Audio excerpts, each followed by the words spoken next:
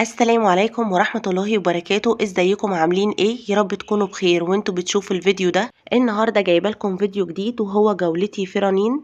هنشوف مع بعض عرض المية اللي موجود هناك. بيبقى موجود يومين التلات والاربع من كل اسبوع، علشان لو حابين تجددوا في المطبخ بتاعكم قبل رمضان. وكل سنة وانتم طيبين، ورمضان كده يجي عليكم وعلى كل حبايبكم بالخير ان شاء الله. كل حاجة مصورها لكم من بداية الفيديو ده ب100 جنيه، سواء الجريل البورسلين او الاطقم بتاعه العصير ال6 كوبايات مع بعض برضو ب100 جنيه.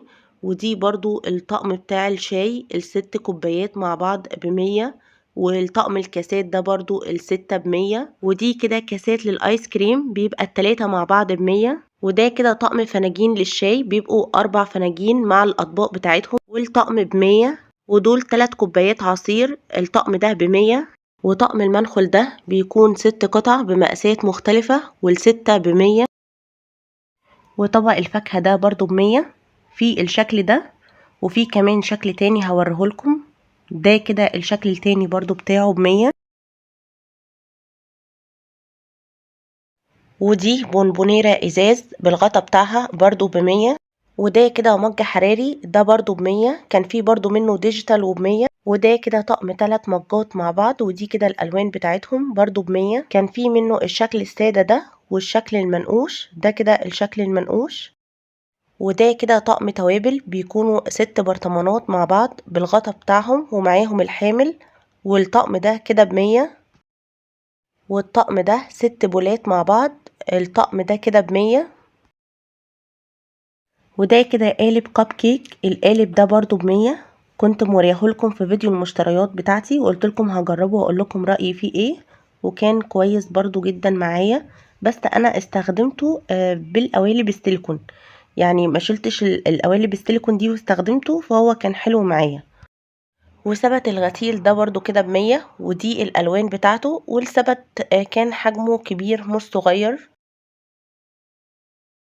وده كده برضو شكل تاني منه، بس ده كده كان مستطيل وكان برضو ب100. وده كده طقم علب تلاجة، بيكونوا 7 علب مع بعض بالغطيان بتاعتهم برضو ب100. والترابيزة البلاستيك دي برضو ب100، بس ما كانش موجود منها غير اللون الاسود ده. وده كده باسكت بالغطا بتاعه، بيكون 10 لتر برضو ب100. وده كده الشكل بتاعه.